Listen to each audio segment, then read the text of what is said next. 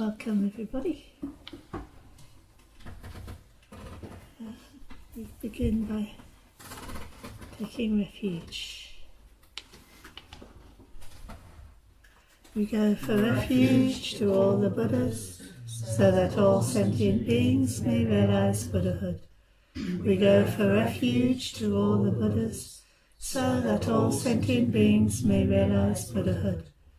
We go for refuge to all the Buddhas, so that all sentient beings may realize Buddhahood. And we'll do Milarepa song, page 21.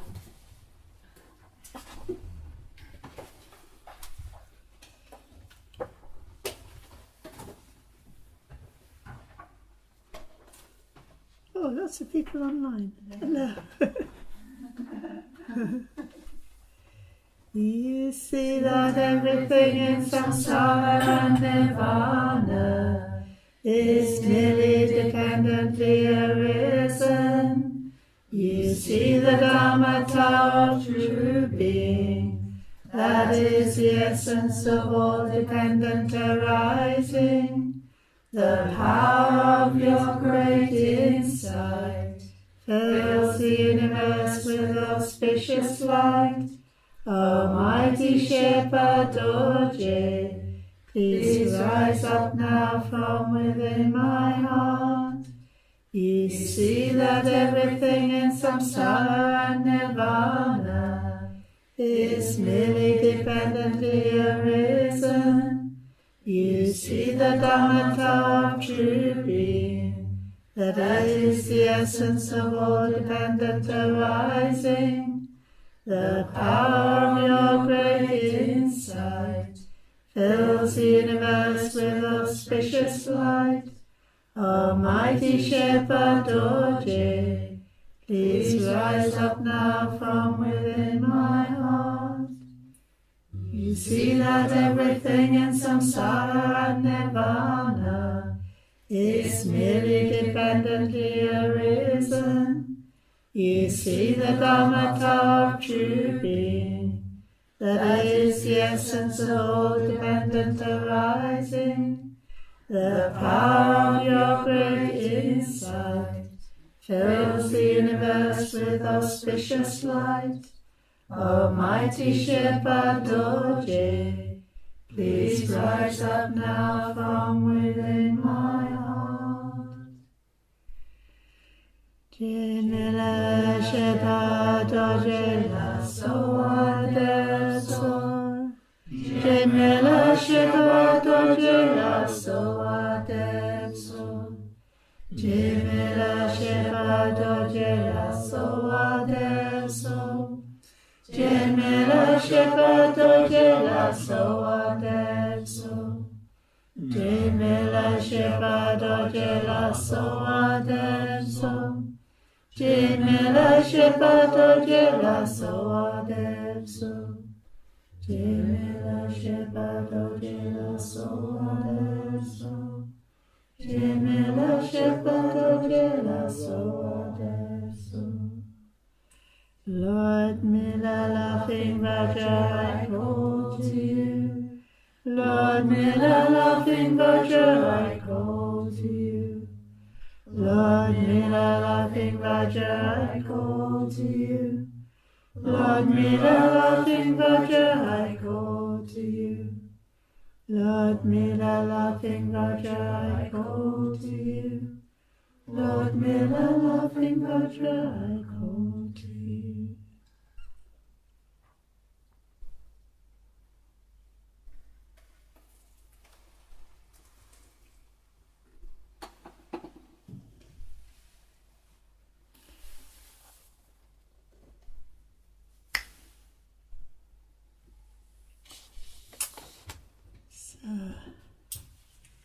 Welcome everybody.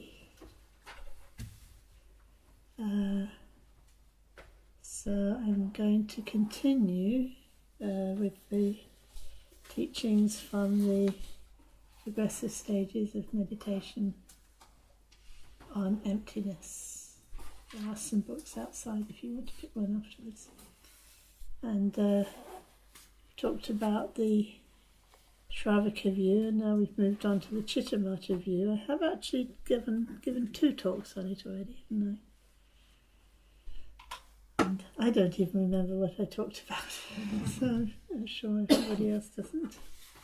But there were some questions that came up, and the one I particularly want to look at is one that we were talking about direct experience and perception. I think it's mentioned on. Anyway, it is referred to. And it raises an interesting question, doesn't it? What would a direct perception be? Patricia was saying, well, we tend to think our perceptions, the sense impression, and then what we perceive through the senses, whether it's hearing something, tasting something, feeling something, this is our direct experience. We don't notice, and this is what the Chittamatra view is all about really, we don't notice that we're already interpreting it. That isn't simply a direct experience, it's also an interpretation or a concept based on an assumption.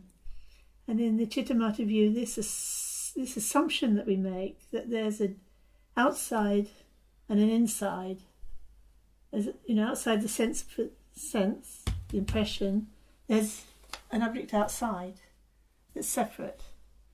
And I think we talked about this, didn't we, in our last talks? So that mind that does that has got a name in the Chittamatra system. It's called the Klishta-manas, or the Klesha mind, the mind that creates the difficulty, creates the problem. So you might have heard of the 8 consciousnesses, have you? In the Chittamatra, if you've looked at this book, you'll have seen all those 8 consciousnesses.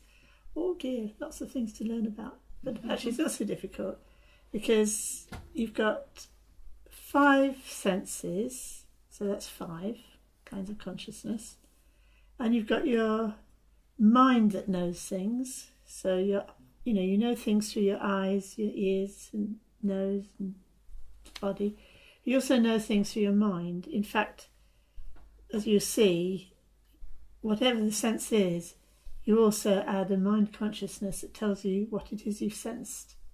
And then you've got this, so then that makes 6. And then you've got this mind that distorts it all, the Klishta-manas, so that's 7. There's only one more left, and that's the what's sometimes translated as the all-base consciousness, Alaya Vijnana. So those are the 8. And I've forgotten where I was going. What was I saying? That's right. Oh, we were talking about direct experience, weren't we? Direct perception. We're talking about perception. So when you have a perception, there's something's producing the stimulus, which we tend to think must be outside. And then there's knowing it. So there's a sense that knows it, and then the mind that knows the sense that knows it, and then the mind that splits them into 2.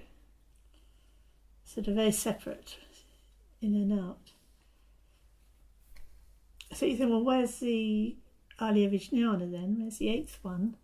Well, actually, the way the Chittamatras describe it, the first one is actually the 8th. Well, they're all the 8th one in a sense. But rather than there being something outside the mind, what you're really touching on is the Alaya Vijnana, which has all the information in it. So that's the information, it's all coming from the Alaya Vijnana, and then the Alaya Vijnana kind of knows itself because the information is in it. And then the knowing of the information is also it. So, and also the distorting of it is also it in a way. It's all this Alaya Vijnana kind of I must say, it's a bit like, it's a concept really. But it kind of, a way of talking about mind, really, that there's nothing outside of mind, it's only all Alaya Vijnana. Well, this is the second stage in the progressive stages of meditation on emptiness, so it's not the final explanation, and we don't need to get complicated about it. There's just a few points that we need to understand about it, and one of them is what is direct experience. So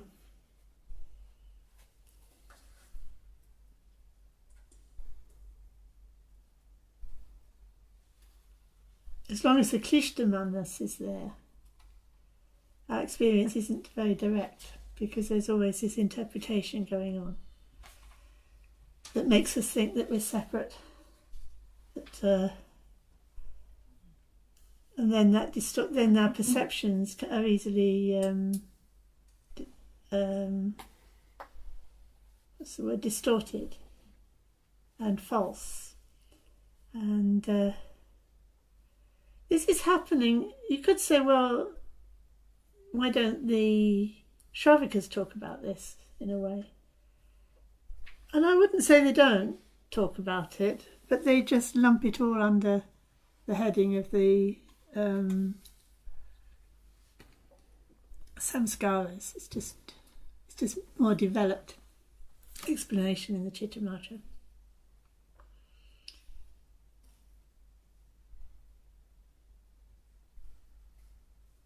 So even the idea that I am separate from my body is already an interpretation. And we looked at that in the Shravaka view, didn't we? But you still have the some kind of idea that the body is us, nonetheless. There is a body out there, and it is us. And I wanted to show you a video clip, and Jonathan says he's going to be able to do that. Where is he going? Can you do it now? Okay.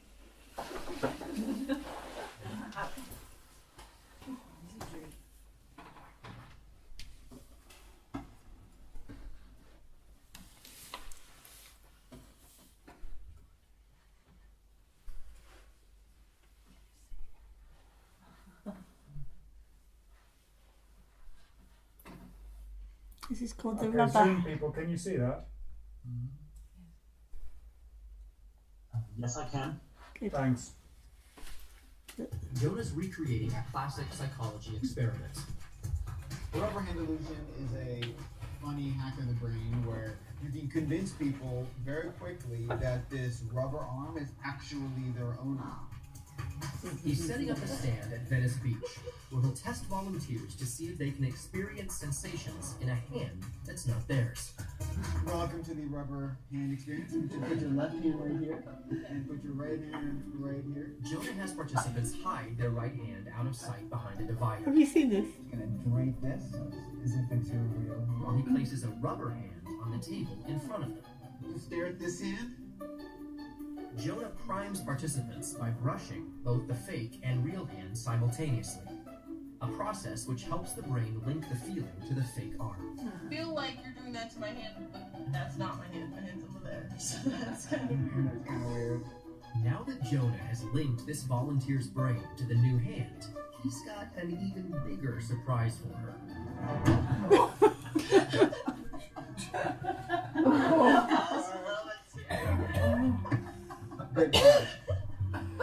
Oh my goodness. When you hit that thing, I thought I was, because this is my hand. So I was so scary. And it really felt like that was, like I could move those fingers if I wanted to. But my brain decided that it was... Okay, that's enough. That's the point. I thought maybe we could try it out, but I couldn't find it a bit complicated. But what I found really interesting is that when they're trying to explain it, they kind of say, oh, well, the brain is doing this, the brain is doing that, as if somehow by saying it's the brain, they know what they're talking about. But in actual fact, what you're watching is exactly what we do all the time, is when we even think this body is us. We think, oh, there's us, there's, me, and this is my body. Either I am my body, or I own my body, or I'm in my body, or my body's sort of in me in some sort of way, it's sort of part of, what I am. So, and these are the exactly the views that the Buddha was saying are false. That, we need to see that this isn't the case for the body. I mean, the hand or the thumb or any part of the body or the body as a whole. For the feelings, for the perceptions, for the formations and the consciousness, and it's really interesting noticing how they reacted, because they knew that hand wasn't their hand, but because the perception through the eyes was so dominant, and because they were feeling something.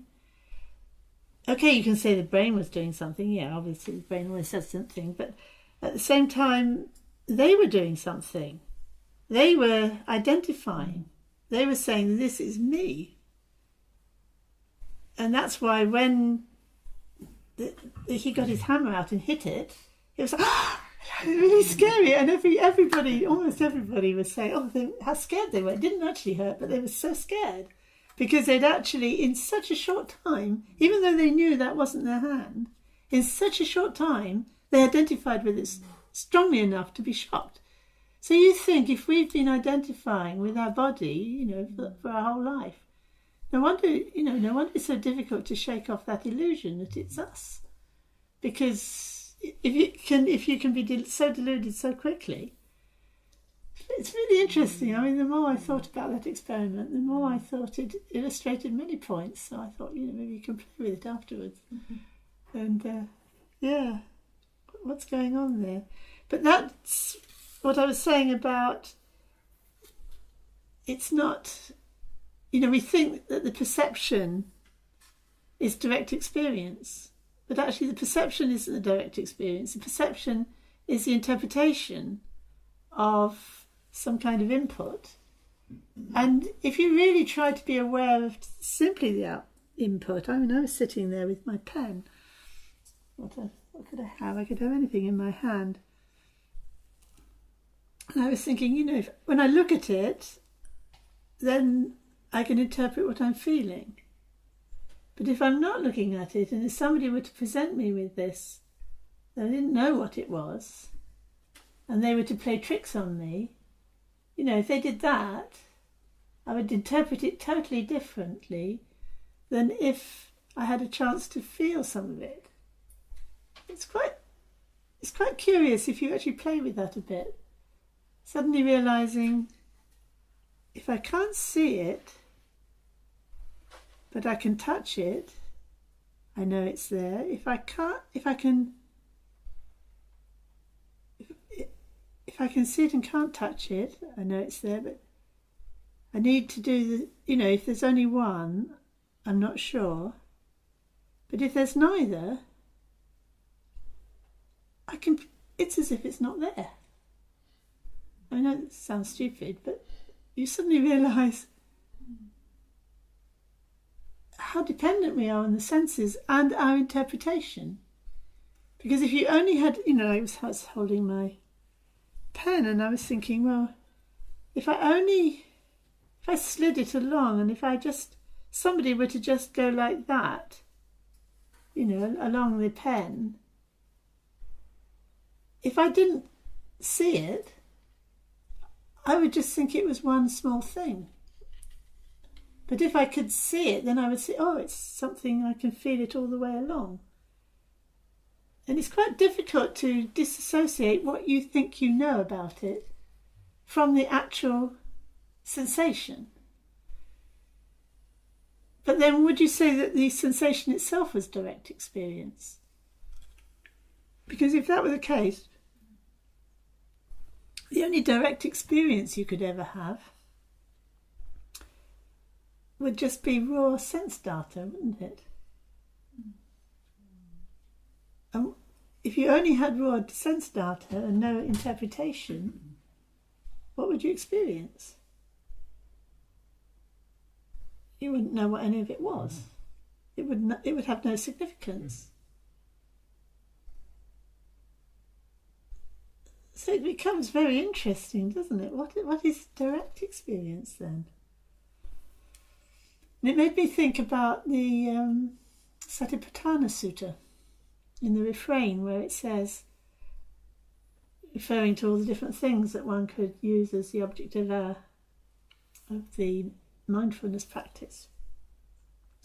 If it's the breath, for example, to be aware of it, to contemplate it externally and internally, contemplate it arising and ceasing.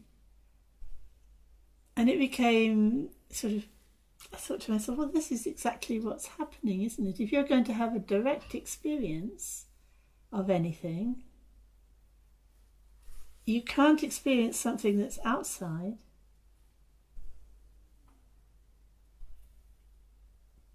How would you, if it was outside, how would you find it? How would you know it was there? The only way you'd know it was there is if it was somehow in your mind. And if it's in your mind, then you're already in your mind, so how could you have an inside? You haven't got an outside, how could you have an inside? So it sounds like a sort of just clever talk, but actually if you really look at that long enough, you realise you're looking at direct experience. Like you're directly experiencing no inside or outside.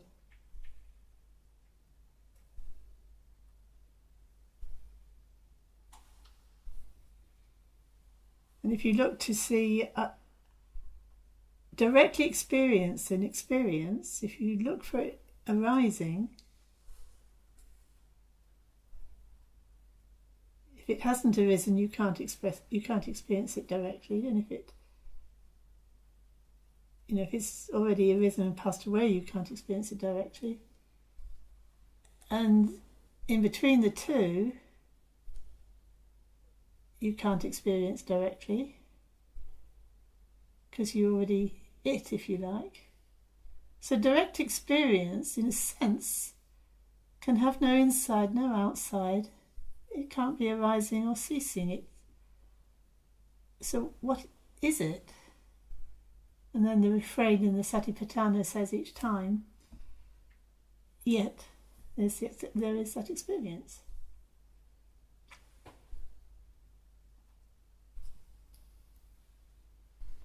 Something has to give somewhere, doesn't it? Our idea of knowing anything has to give, actually.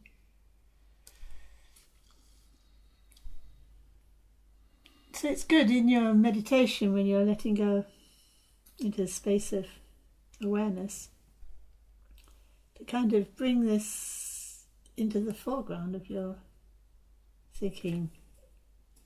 The space of my awareness is direct awareness. How much of what I think of as direct experience is direct? And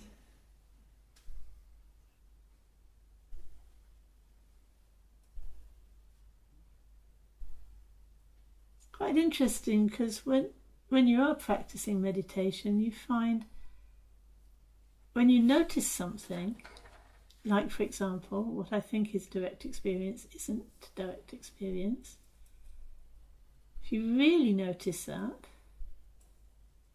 something happens. You could say insight arises or something changes. That's why meditation is so important. Because if you just tried to think about this and think about it without really trying to experience it directly in meditation, you'd end up with too many theories. too many questions. It just get a bit too complicated, which sometimes I think Chittamatra does get too complicated. Nonetheless, it leads you into noticing these things, and noticing these things is what brings about the change.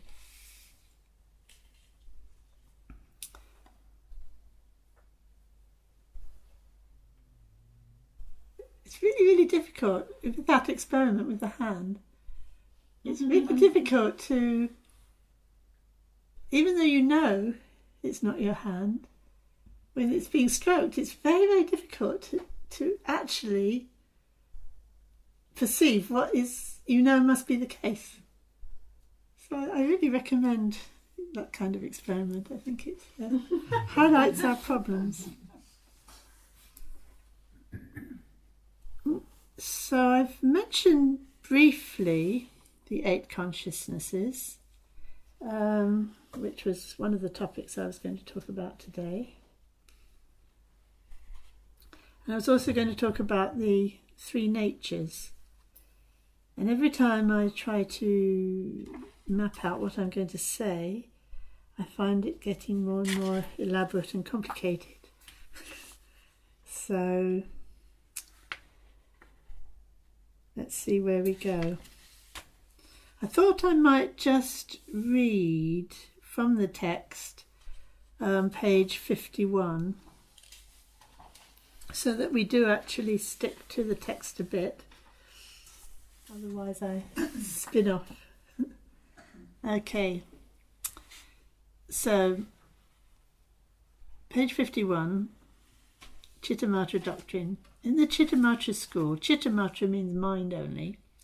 So this is emphasizing that something that the Buddha said, that everything that appears in samsara is mind only. It appears as an expression of the mind, and there isn't anything other than the mind. But again, it's referring to this idea of the Alaya Vijnana, that rather than there being outside objects, what we're seeing is the replaying of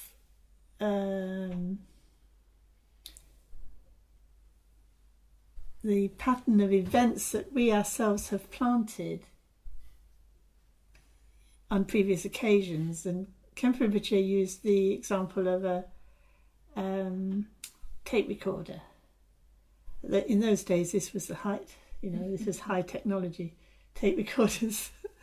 And the idea that the sounds were registered on the magnetic tape, and then later, when the right circumstances were there, he pressed a button and it came back again, exactly reflecting exactly what had gone on, although it wasn't exactly the same, because obviously this was just a recording, but it completely mirrored what had been said originally. And so this is a way of thinking, well, this is how karmic traces are replayed. And you could say this is how memory works. I mean, it's very, very crude if you start to think about it. It's full of holes and difficulties. But anyway, it's trying to give you a view of reality that you can live by. So if you recognise that actually what's appearing in my life is actually the ripening of the seeds I have already planted in the past. Where are the seeds? In Alaya Vijnana. Okay, what's that? Well, you don't have to wait and see. But at least you think, okay, so if I plant good seeds, I will get good results. So you can sort of live by that, even though it's rather a crude image. And that, how do you then reach enlightenment? Well, you look at you're looking at the Alaya Vijnana, these things that are appearing, and the mind that seems to be seeing them, the perceiver of them. you recognize that actually both the perceiving mind and what you're looking at or hearing or is coming to you through the senses or through the mind, they're not, as they appear, separate. They are like in a dream where you can have a person in the dream, something's happening to them, but actually both the person to whom it's happening and the thing that's happening to them are both created by the mind. So it's a slightly different use of the dream example. In the Shravaka view, you were thinking about everything associated with me, my life, my career, my home, my friends, my things, my car, like it's very, my enemy, very focused on this sort of clinging to the idea of self. And then, like in a dream, if you wake from the dream, you realise, oh, it's only a dream. Then all of that collapses because it wasn't really you. And this is taking the dream example a bit further, where in that case you just sort of let it all go. And in a way it's not very practical, because if you just treated your life like a dream like that, you would take nothing as real. So there is something different about a dream. Like in a dream, you wake out of it and you carry on your life. So if your life is like a dream and you wake out of it, does your life collapse? It doesn't quite work, does it? So you can only take the dream example so far in each of these views. And again, in the Chittamatra view, you can take it a little bit further, but it doesn't work entirely. And that is that you can recognise that, like in a dream, the one who is doing the dreaming and what's appearing to the dreamer are actually not two different substances, if you like. They're not separate substances. Therefore, there's some sense in which you can be the dream, if you like. You can come closer to what is this dream then. And if you recognise as you're dreaming that this thing isn't really there, and this perceiving of it isn't really there, and yet the dream's still going on, what do you get? What happens? And the Chittamatras were renowned for being good meditators, and they got a very definite experience from meditating on what they called emptiness of, what's appearing as a objects, and the perceiver and perceived depending on each other, the ripening of these karmic traces, all this conditionality. If they looked at all that conditionality without making a distinction between inside and outside, mind and matter, perceiver and perceived, if they didn't make that distinction, if they could let go of that interpretation, they got a very strong experience of clarity. And that,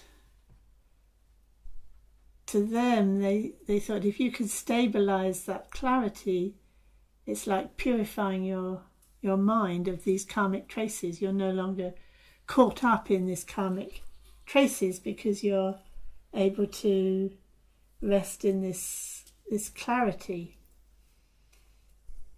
So they called this the clarity of the self-knowing mind.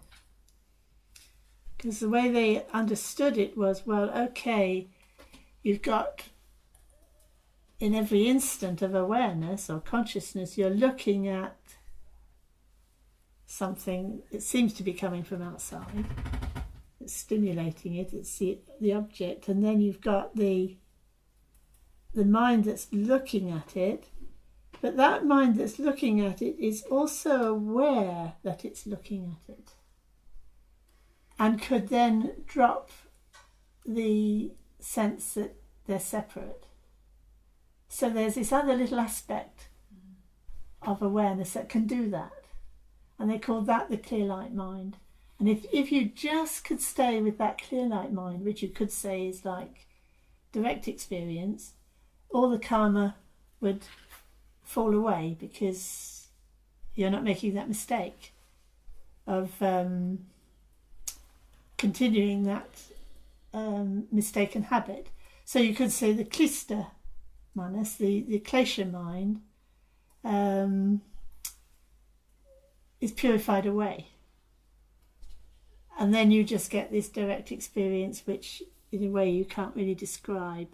And that's standard in all Buddhist systems, that when you actually get down to the nitty-gritty of it, finally, it can't be described because it's of its nature. A description is not the real thing, is it? Yeah, so that if it's the real thing, it isn't the description of it. So all the systems agree about that, but then at the same time, each system throws up its own problems. Because it is a system, you'd have to say, because you've made a system to try and describe something, which is quite helpful, but if you take it too far, it becomes unhelpful, because it's flawed. It's like taking any kind of image, isn't it? If you take any metaphor or image and you try and apply it too far, at some point it's going to break down, because it isn't the thing itself, it's just the image of it, it's a metaphor for it. So these systems are like that. They don't really finally work, but they can be quite helpful. But I think the main thing here is to recognise that we need to get much closer to what direct experience is than merely what we think is happening when we perceive something. So, the Chittamatra school of Buddhism, elaborate explanations are given of how the world appears as solid and real and out there, when in fact all that is occurring is transformations of a kind of mind stuff, which is like an ocean. Sometimes it's described as an ocean, and sometimes it's described as a stream, which is, I find, rather confusing, but maybe that's rather modern. Like your particles. Sometimes it's like an ocean giving rise to waves.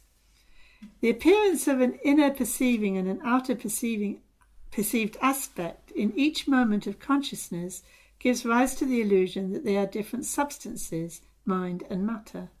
However, matter is just an imaginary concept. You could say both the separate perceived object and the perceiving mind are interpretations or imagined, and this is what we have to detect and distinguish. It's quite interesting, they always seem to talk in terms of moments of mind, and when we come to the next time we'll be talking about Madhyamaka, where even the idea of moments is attacked. But we're still talking in terms of moments here. Mind is empty of such a distinction between itself and what is other to it. There can't be anything other than it. If meditators were to rest their mind in its own nature and see this emptiness, then all confusion would disappear. So this is really a way of telling you how to meditate. You meditate by resting, relaxing the mind, and just becoming aware of how what you're looking at, the conditioned things that you're looking at, are actually empty. They're not outside or inside, they are actually the mind itself playing. then all confusion would disappear and the mind would be bright, clear and self-aware. This mind is called the self-illuminating, self-aware mind, which in Tibetan is the Shepa Rangrik Rangsal. It's called this because it is the mind experiencing itself in the way that I just described. Each moment is aware of that moment. Otherwise, if a moment of awareness wasn't aware of itself, then when it was gone, it would be gone. You could say it would be anyway, but we'll get there step by step. As we shall see, the Madhyamikas don't accept such a mind, so this will come. And this is one of the main things they criticise the Chittamatras for. They say, how can you have a mind that knows itself? How can a mind take as its object itself? That's crazy. So you'll have to look and see for yourself what you can you say that or not? Does it mean something or not? And really not to it's not an intellectual thing. It's more like, if it didn't know itself, what would be, how would I experience it if it didn't know itself? Then it wouldn't be an experience. So if it does know itself, how's it knowing itself? Because how can it know itself? And then you realise, it doesn't really, but it's a way of talking, isn't it? There has to be some kind of quality to awareness that can it's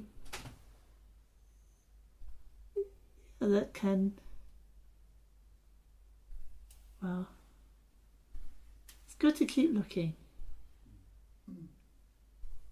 because any answer you find isn't going to work, but it's still good to look. And then as we move through the views, we'll start to see what happens.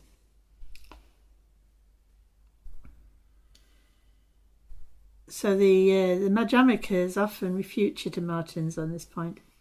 However, the Chittamatras reply that without such a mind there would be no way that one would be able to remember past events.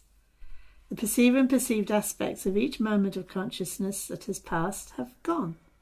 If nothing had experienced it and registered an impression, how would it ever be recalled?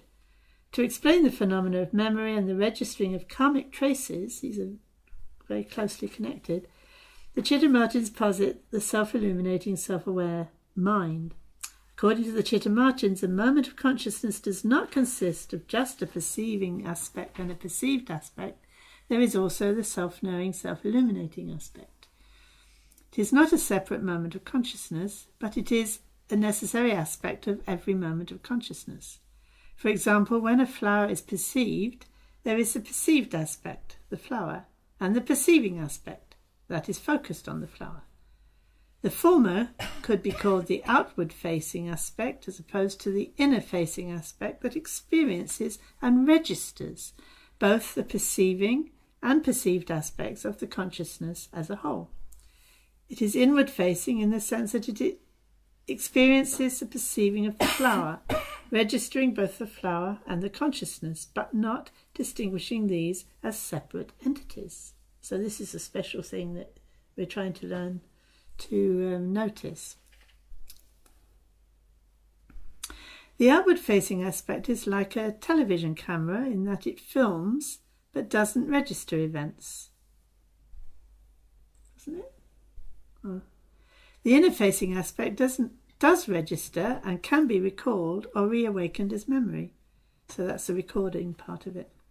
Thus, the self-knowing, self-illuminating awareness is an aspect of every moment of consciousness and is what enables the Alaya Vijnana to carry the traces of past events, rather like a tape recorder registering sounds. When the right conditions arise, it can be reactivated, as it were. When a tape is replayed, sounds are heard that correspond to the original sound when registered on the tape. Similarly, one's karma ripens to one in a way that corresponds to the original action. Although this example is not analogous in many respects, it does illustrate the principle of the ripening or reawakening of dormant traces. According to the Chittamatra system, the mind that realizes that there are no separate perceiver and perceived entities in a moment of consciousness is the self-aware, self-illuminating aspect of each moment of consciousness. When this arises, there is no longer an appearance of such separate entities, and so the base consciousness, the Alaya Vijnana, is said to be purified. And at this point, only the self-illuminating, self-aware aspect of consciousness arises as a pure stream of radiant, clear moments of consciousness. So this then becomes like a samadhi of pure, direct awareness in which there is no distinction between perceived and perceived aspects. So there's a challenge for your formless meditation. The Chittamatras were great meditators, and their ideas arose from their experience through meditation, or yoga. That is why they are often called Yogacharans.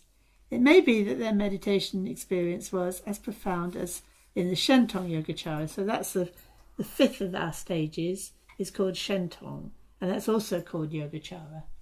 And some of the things that are difficult to understand in the Chittamatra, I think, are much better explained when you get to the Shentong. But in order to get to the Shentong, you have to go through the Madhyamaka. So this Chittamatra view is just a preliminary and a sort of taster and a teaser before, and then you kind of have to go rigorously cutting through all concepts, and then you can start to consider what is being said in the Shentong Yogacara. But when they came to explain their system, the Chittamatras, it was easily faulted as incoherent. Yes. Shentongpas, or Shentong Madhyamikas, avoid the faults of the Chittamatra system. And then, where do you look for details on the Shentong? The internet. Google! And it will tell you Buddha within. That's my doctoral thesis. So, the Chittamatrans teach that there is an Alaya Vijnana, which is the stream of consciousness. So here, before I said it was like an ocean with waves, and here the image is given of a stream of consciousnesses that give rise to all 6 kinds of sense consciousnesses. So the sense consciousnesses arise on the basis of the Alaya Vijnana, as I've just explained, and their objects, that's form, sound, smell, taste, touch, and mental objects, or mental concepts, or interpretations. Alaya Vijnana means the basis of all, and is called that because all that manifests does so on the basis of this stream of consciousness. Both the perceived and perceived aspects of each of the 6 consciousnesses are none other in substance than the Alaya Vijnana. They are like the waves on an ocean. They are never other than the ocean, though they manifest differently. The Alaya Vijnana is what accounts for the continuity of consciousness through life, death, and rebirth, deep sleep, dreaming, and the meditative absorption of a yogin. And this is called the 8th consciousness. So something has to explain how, if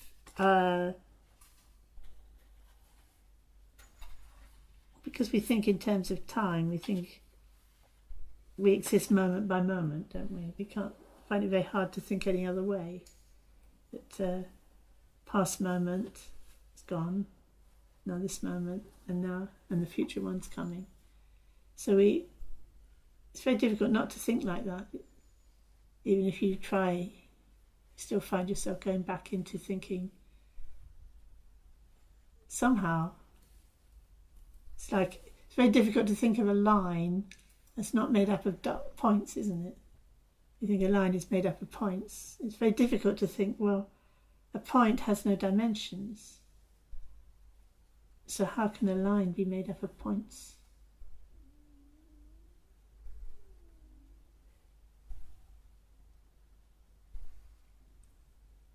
Same problem, isn't it?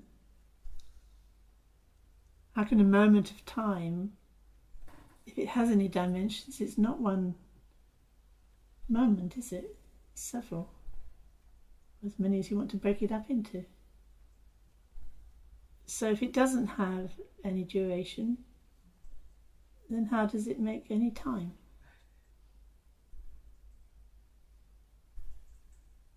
And yet we base all our thinking on points, lines, moments of time, don't we? And yet it's very easy to see it's flawed, but very difficult to get out of it. You know, our whole life would disappear, wouldn't we? Without points and lines, where would our house go? Where would our body go? You know, without duration of time, where would our life go? Where would our future go? You know, it's just like, where would our past go? So it's very, very interesting to see how we fudge it all the time. We think we're being so precise, and actually we're being we're winging it.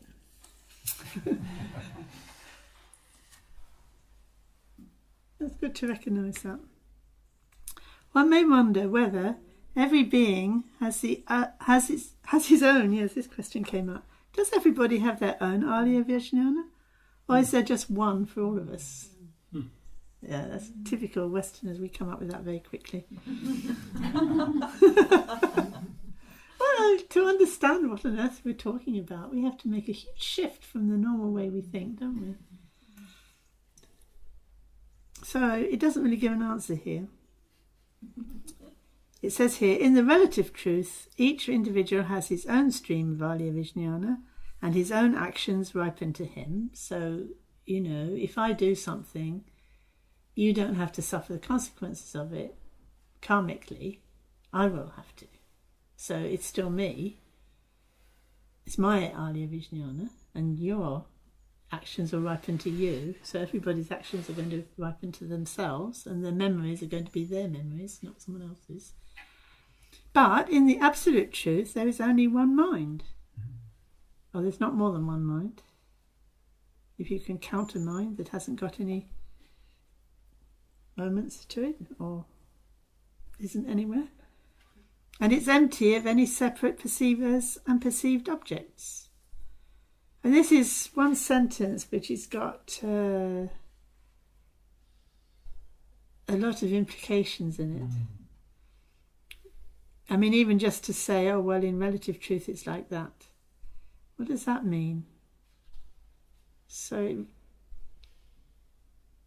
it's given a sort of answer, but not a very satisfactory one.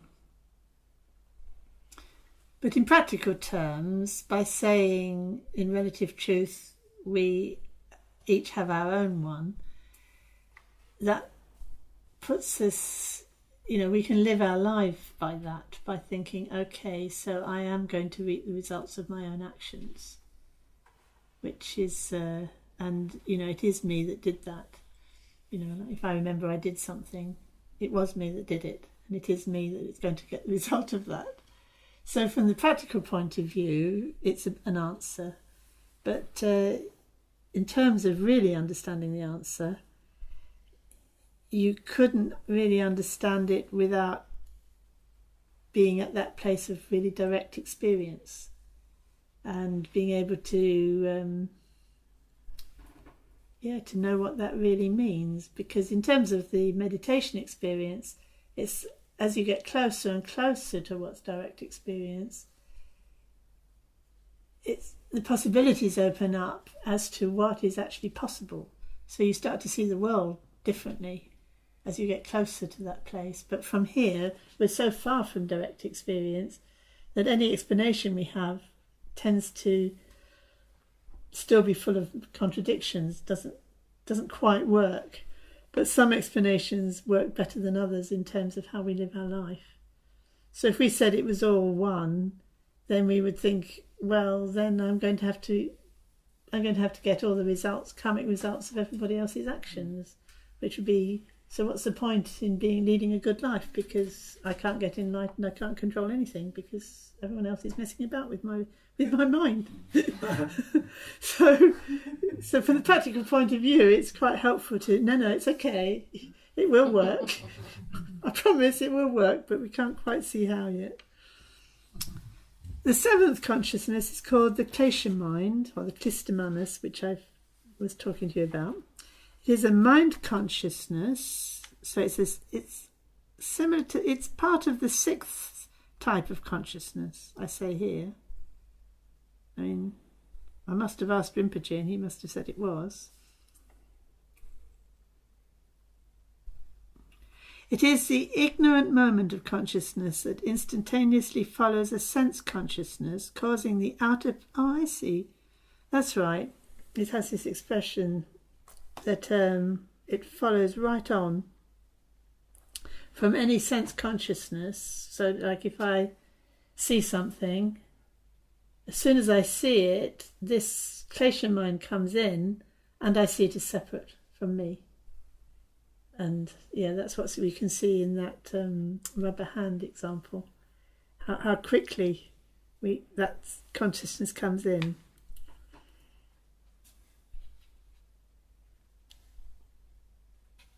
The first moment of sense consciousness is free from this ignorance. So you could say, when we first have any kind of sensual input, before we interpret it, you could say that is actually free from the Chittamatra. That's free from the klesha mind, this distortion. It's not distorted. So when I just sense sensation in my hand, that's not distorted. As soon as I'm feeling the chair, it's distorted. But before that, it's not actually distorted. So it's so swift when it's not aware of it, and all one's conceptual notions follow on the basis of the following moment of the klesha mind.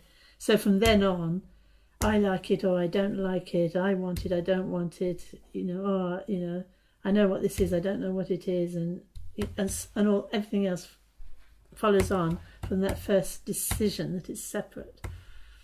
By meditating on the emptiness of a difference in substance between the inner perceiving and outer perceived aspects of consciousness, the klesha mind is removed and the sense consciousnesses are purified.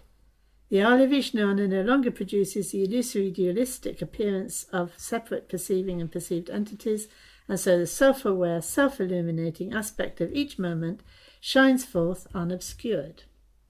So that's something experiential that happens.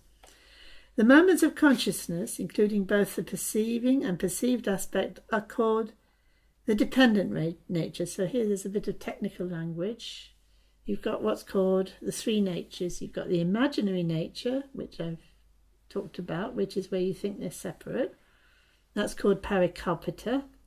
And then the dependent nature, which is called the paratantra. So the imaginary nature is like in a dream. Using Rinpoche's example, the tiger in the dream is totally imaginary, isn't there, and the one who's being eaten by the tiger is totally imaginary and isn't there. There's nobody ever getting eaten by the tiger. So that would be the imaginary nature. That falls away, but the dream itself, in which this is appearing, that's real. I'm dreaming of a tiger eating me. I'm not dreaming of a house fire or something like that. So there's some kind of reality to it. So everything that's dependently arising and conditioned and all causality are all emerging from the Alaya Vijnana, and they do have a sort of reality of their own. But then as soon as I take them to be separate subject and object, I get caught up in those worlds that are being created by the Alaya Vijnana, and I get lost in those worlds and I then suffer. But if I can see that they're not real, that they're not actually, I can just stay in that clear light of the mind that is producing them. So my mind is sort of free to just be just the mind, free to be whatever it wants to be. So you could say, by seeing that the Paratantra is empty of the Parikalpita, I'm seeing reality, I'm seeing the true emptiness of reality, and that's liberating. And that seeing the true nature that liberates is called the Parinishpana. So you've got 3 words: Parikalpita, Paratantra, and Parinishpana. If you like technical language, there you are. So anyway, the Buddhist philosophical schools got quite involved in all these things, and they are useful. Useful distinctions for making points when you're trying to understand these issues and you want to ask a clear question. It's quite good to have some of these terms quite at your fingertips, because you can it helps the conversation sometimes. But it might just seem like it's already complicated enough. I don't want anything more. So don't panic. You don't have to have all these complicated words, because it's actually talking about your experience in quite a straightforward way. So it's called the dependent nature because these moments of consciousness arise in dependence on causes and conditions. This is a nice image. Like reflections that appear in a mirror, they only arise in dependence on the objects that they reflect. They are conditioned by the past actions of the person whose stream they constitute. As in the Shravaka system. That's interesting. I didn't know that was there. As in the Shravaka system, the person is relative truth. I wonder about that though now. What we think is a person is relative truth, but maybe the person is actually the Buddha. So when we realise what we truly are as a person, we realise we are actually Buddhas, which wouldn't be relative truth. It would be... Anyway, that could get quite complicated. All of this, we could spend probably a whole session discussing each point and get some useful points out of it. But I will hurry on. The absolute truth is the emptiness. The absolute truth, or the Parinishpana, is the emptiness of those consciousnesses of separate, independent entities of perceiver and perceived. The separate entities which we call mind and matter are simply inventions. In other words, they are the imaginary nature. A very important element in Chittamatra doctrine is the way it subtly divides experience into these 3 natures. So this is very characteristic of the Chittamatra. The imaginary nature, the dependent nature, and the truly existent nature, which is the emptiness that you see and which therefore liberates you from being trapped in samsara, in the Parikalpita. The Shravakas had only distinguished 2 kinds of reality: the relative reality of the world as we know it, and the absolute reality of the skandhas not being self. The relative reality is like the dream experience, and the absolute reality is that the person suffering in the dream is not really real. The Chittamatras make a further distinction. The dream experience has a certain reality of its own, because it is the mind, the dependent nature. That is to say, the dream manifestations in themselves, before one conceptualizes entities such as this is an enemy or this is a friend. The person in the dream, imagined to be something separate from the things perceived in the dream, is completely imaginary, as are all the separate independent entities that seem to appear in it. These are the imaginary nature. The absolute truth is the emptiness of the mind of these entities, and this is called the truly existent nature, because that emptiness is what truly is, or when you see that emptiness, by looking at that emptiness, you gain liberation. So it's, from the practical point of view, that's the one you're trying to see. So that's all. It seems a bit repetitive now I read it, but maybe it's good to keep repeating things.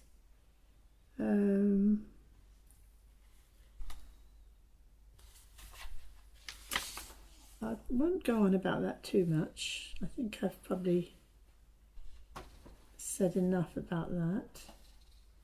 I wanted to make some, there's a question that I was going to look at. Right. So,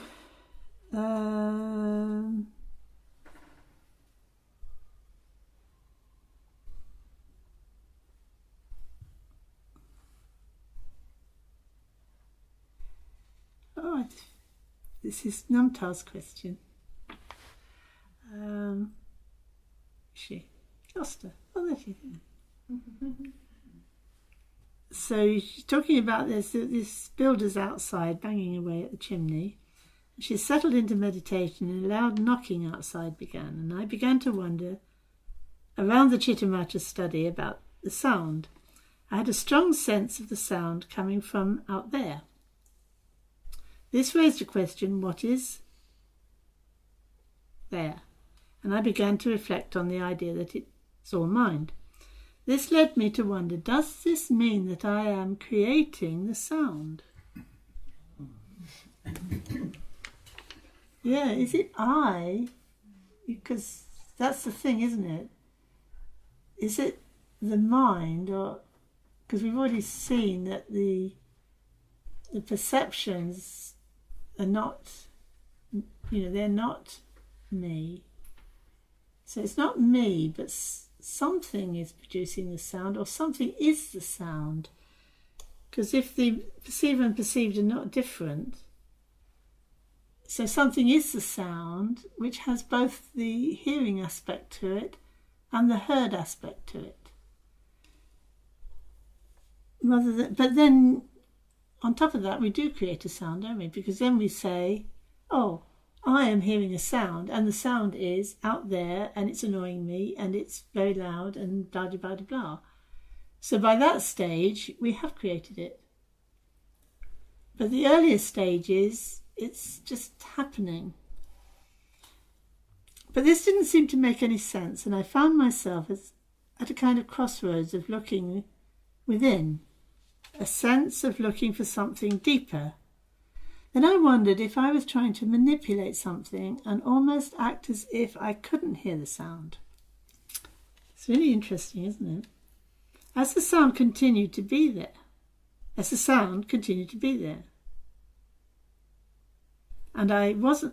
if I wasn't the sound, then where was it coming from? And you see, because as long as you think I am separate from the sound, you've got this problem that I am creating the sound. But if that's already an interpretation, there is only the sound, and you're not separate from it. Mm-hmm. I'm wondering how, if at all, does this relate to personal mandalas and others' mandalas? It's a very important question. Because if you're not careful, you start to think in a solipsistic way that actually there is only my experience and nobody else. Even my experience of other people is just my experience. Like the Hitchhiker's Guide to the Universe. Do you all know that? Mm-hmm. Yeah. Whatever you said to this man, he just thought it was himself talking to himself. There was a person outside who was banging a tool against a wall and the sound emanated. You see, that's all very creative. I then came up with another question. Where and what is the boundary of my personal mandala? Really important question. This is one of the pointing out instructions that Kamatinli, he told me, it's a really good one to listen to work with. he said, come back to me and tell me, when you hear a sound, what is it? When you hear a sound, is it in your ear or is it outside? It's a good one, isn't it?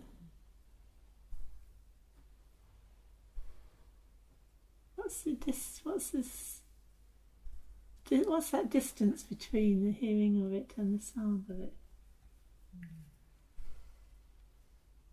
Which is the same question, isn't it?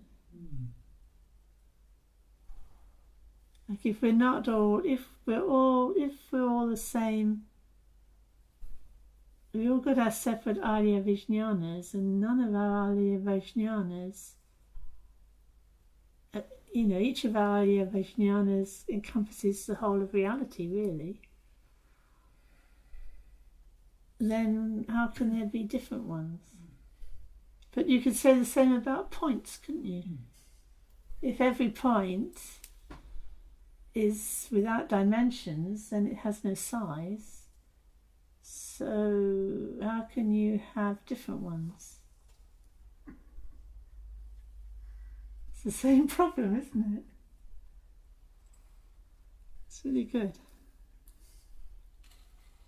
Defeats that mind that's trying to grasp, but it opens the mind that is actually awake and aware and it does actually know.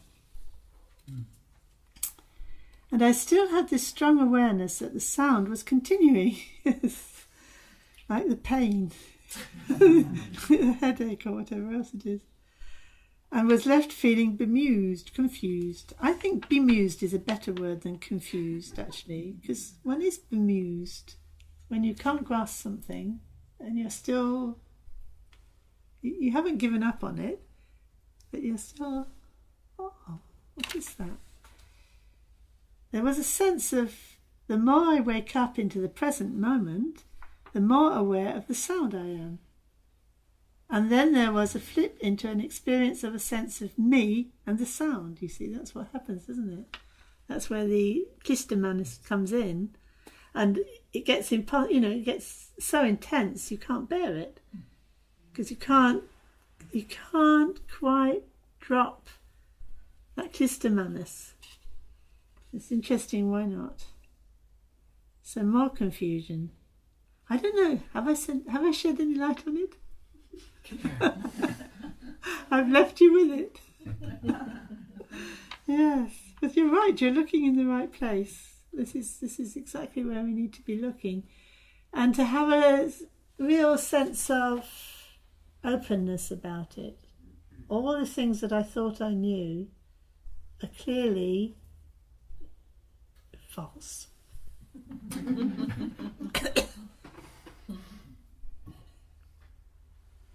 And clarity as to how it actually is has not yet arisen. But if I then go back to grasping, clarity won't arise, will it? So I've got to, somehow have enough faith and confidence to allow it to all fall apart. Yeah. And relax. And then something does start to come up. You start to realise, little by little, there is a path opening up by letting go in that way.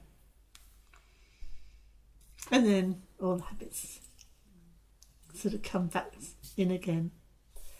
And you just have to become interested in the whole process, really, and have faith that just by pausing and reflecting and having a little tug at the rug underneath ourselves and just giving way a little bit, that every time we do that, it really does, it is actually another step on the path. So you just feel confident that it is another step on the path, and it's the kind of process where you don't see immediate result, you just have to keep doing it.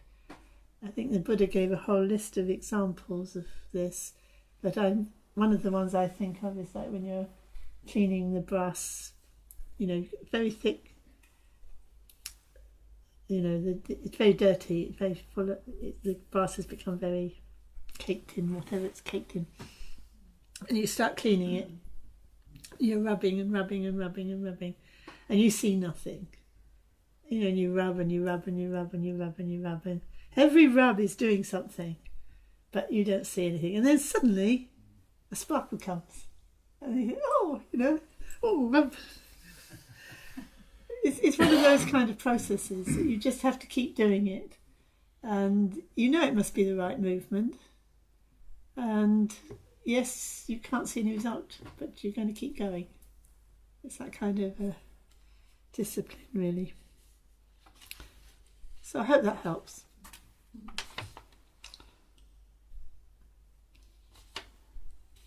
So did anybody want to ask any? I have a question. Yeah? Interesting to do with this last point that we were talking about, the sound. Mm. So I have a hearing disability. It's very interesting that sometimes when I hear a sound that I can't identify, I feel really panicky. And as soon as I think, I know what it is, it's the tap is running water. Then if I feel secure and because it's graspable and I understand and it's interesting, I know the isn't it? concept. Yeah. So it was just interesting that you were talking about confidence at the same time. The more we are confident that we don't understand, As we don't understand, we don't lose confidence. Yeah. it's I get a bit. And similarly, like let's say this morning, I wanted to come here on time for the meditation points, time, moment by moment. Yeah. And at the same time, I wanted to cook for my family. So it was very difficult to be on that moment, letting go. Maybe I won't have the time to cook on everything and won't be there on time. And just be there, just with the cooking and really open and letting go of all the, I won't Panic. have the time. Yeah. And the concept of I won't have the time and just being there, doing it, whatever, and arriving here at whatever time. So two separate things that are for me are very similar but very opposites. Being confident with and comfortable with not knowing if I'm going to be here on time, but at the same time really panicking of not knowing, what is this noise? It is interesting, isn't it? Yeah. Because does it make sense, everyone? What I asked? Yeah. because obviously, if you're driving along and you kind of lose all sense of, speed and position and everything else. That could be very dangerous, couldn't it? It's very important to be able to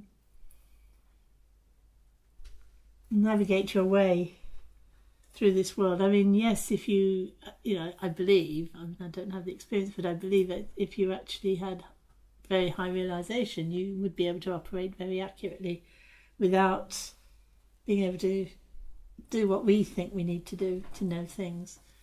But if we were to just say to ourselves, I see, so I have to drop all concepts, so, we wouldn't function, would we?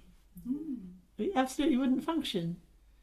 So we're going to have to work with functioning in the way we normally function, and at the same time, that's that switch. Look him on. At the same time, learning to distinguish how much of that is actually intelligent and how much is actually confused, and to try to think, well, if I drop all thinking, then that'll be unconfused. It's completely wrong, because if I try to drop all thinking, I probably become more stupid. Because I'm always trying to drop thinking, which is thinking, but not very intelligent thinking.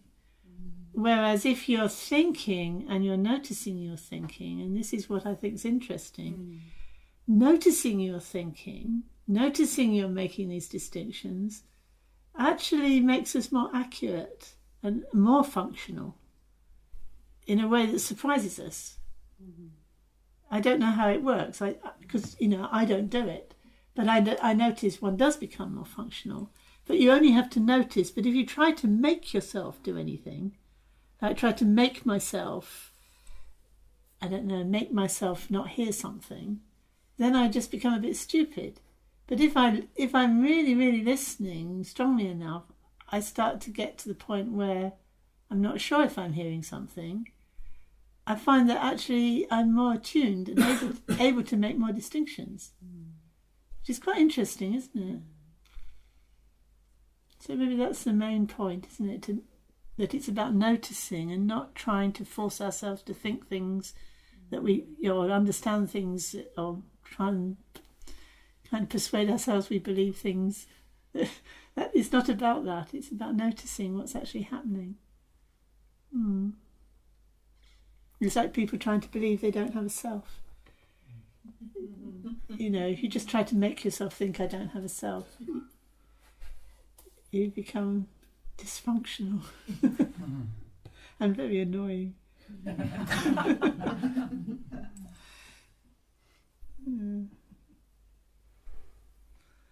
So I hope that wasn't too confusing. Not at all. Thank you. Oh, good. We dedicate this punya to the enlightenment of all sentient beings. May all sentient beings realize complete and perfect awakening. May the heart's awareness awaken in the unawakened. Where it has begun to stir, may it never fade, and may it awaken fully. Chanchu Samni Rinpoche Majepanam Jejuji Jeba Nyamba Mabada Kame Kandu Pewasho Chanchu Samni Rinpoche Majepanam Jejuji Jeba Nyamba Mabada Kame Kandu Pewasho Chanchu Samni Rinpoche Majepanam Jejuji Jeba Nyamba Mabada Kane Kandu Pewasho. You shine with the radiance of intelligence, skillful play. You are a fertile field of excellent qualities. You manifest an ocean of Dharma, with each point clear and distinct. In all 10 directions the melodious sound of your song reverberates. You sing the songs of the deep meaning of the view and meditation. Genuine spiritual friend, may your feet continue their playful dance. We beg you to always remain. Certain yönten shingi padan shin, chetan jam sumadre sasanang, tagon samo guyan jertulen. Shenyan Damba Shape Takten Sho. Oh, there was one more thing I wanted to say that the Chittamatra view is good for, is when we're practicing Guru Yoga or we're invoking the Buddhas into our awareness. It really helps if you realise the Buddha can't be outside. Can't be separate. Well, there's no way that the Buddha would be able to. I would be aware of the Buddha, or the Buddha would be aware of me. So then that brings it very alive when it says, when we're doing the Shakyamuni Puja, like when we call on the Buddha is there, because can't help it, because there is no separation. So there's a nice thought, isn't it? That one goes deeper and deeper.